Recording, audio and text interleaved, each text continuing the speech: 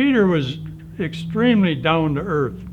Money didn't impress him at all, and because he didn't get to see a lot of the plants that we built all over the world.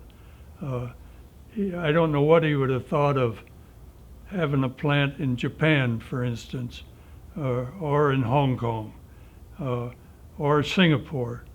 But I'm sure he would have been a proud man to think that he'd accomplished all that. But he would have never taken personal credit for it. It would have been all the company. And he was very, very set on that. It's hard to describe Peter Hurst except as a true gentleman. And I always looked up to him with all of my pride, no question about it, because he wasn't a person that wanted a lot of praises. He just wanted to have success on everything he did, and he did, no question about it. And like I say, I feel it was a real privilege to have worked under him. The memories I have from my childhood was that everybody loved Peter Hurst. And I always thought, if I ever go in business, I want to model myself after somebody as successful as Peter was. And the things that I heard, and this is all secondhand, was he was a visionary for sure. And he believed in the free enterprise system, and that's what he practiced. He loved America. He loved Jackson, Michigan. And I think it's very obvious by his footprint around Jackson. Great guy, a lot of integrity, and my dad would tell me that Peter would walk down through the plant back in the 50s and he knew everybody by their first name, stopped and took the time to talk to him. So he was a great man, and it was back in '69 when the planetarium first opened. We also had Apollo 11 land on the moon. So the interest in space at that time was at an all-time high, and people from all over the country came to the planetarium to kind of get a visualization of space, especially with Neil Armstrong and the other two astronauts walking on the moon. So, I mean, we're very privileged in Jackson, number one, to have the planetarium, and probably more important, we're privileged to have the Hurst family and the things that Peter done for the community.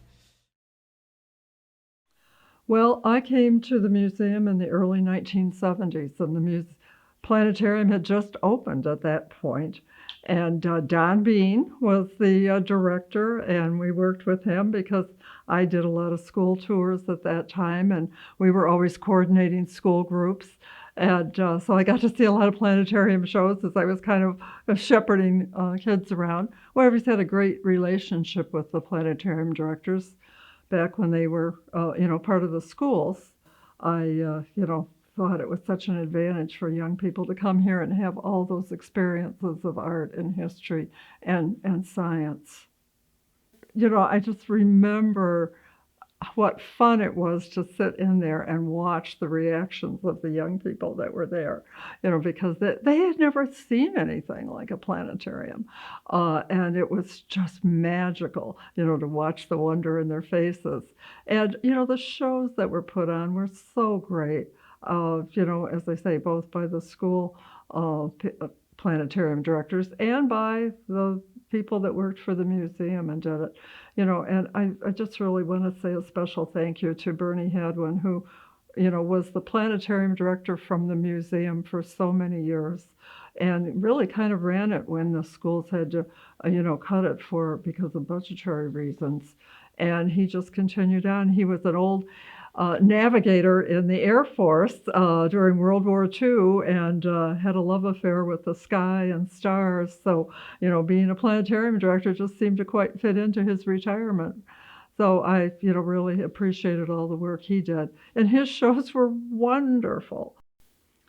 Well, again, I think it just offers another dimension to the education and enjoyment of, of people in the community.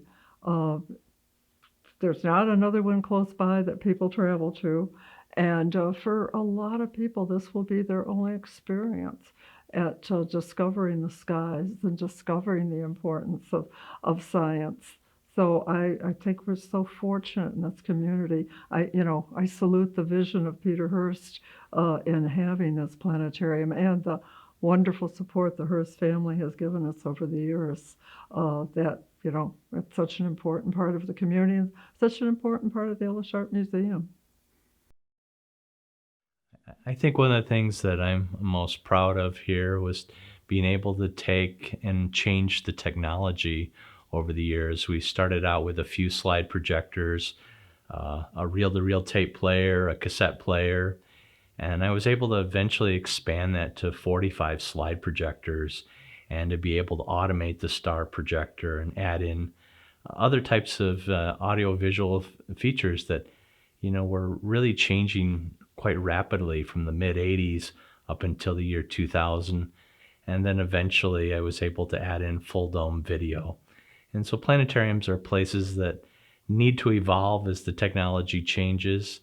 And so I'm most proud to be able to put those pieces in and be able to bring new experiences to the people who visited at this facility. I think planetariums are a great way to open people up to new ways of thinking. It's an informal way, and yet it's a formal method, but it sparks imagination. Hi everyone, my name is Andrew Bundus. I was the planetarium operator at the Hurst Planetarium from 2016 through the beginning of 2018. But long before that, growing up in the Jackson area, I was a visitor to the Hurst Planetarium.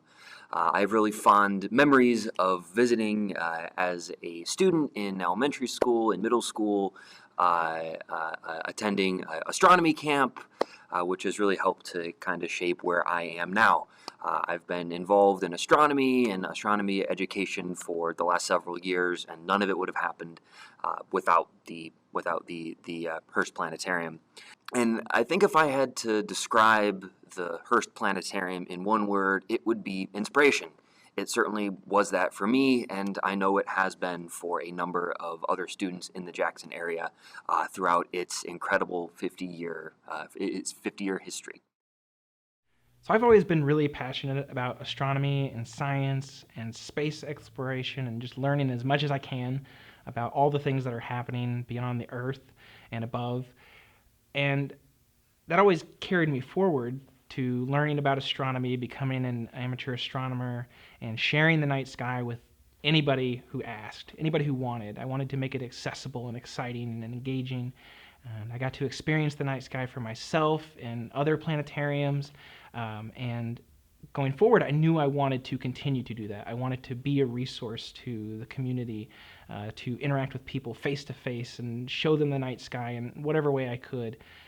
So as the current planetarium operator at Hurst Planetarium, I do get to do that. And it's always exciting to bring new things to the Jackson community and share the night sky.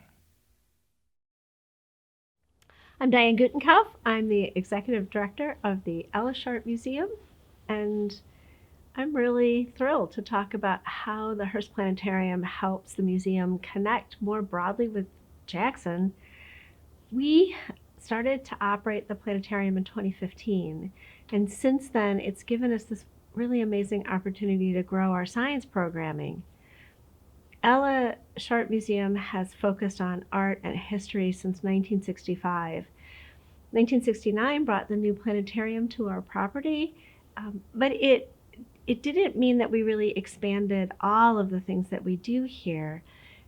2015 was that opportunity. We now think about how the sciences, and particularly how engineering and astronomy, get to connect with art and history and Jackson. So it resulted this year in a wonderful traveling exhibit called Things Come Apart. It's a photography exhibit, but the photographer looks at complicated mechanical objects and he thinks about them in all of their parts. And in a lot of ways, engineers do the same thing. And engineers work in space exploration. So here's this terrific thing right in the middle of all of what we do at the Ella Sharp Museum that allows us to expand our programming and our exhibits and our message and the offerings that we have for school groups, for the general public, for our donors, for our volunteers. And that is what I think makes the Hurst Planetarium so very special to the Ella Sharp Museum. Thank you on behalf of the Ella Sharp Museum Board and staff to the Hurst family, the Hurst Foundation, and all of the Jackson community for the years of support that you've provided to the Hurst Planetarium and to the Ella Sharp Museum.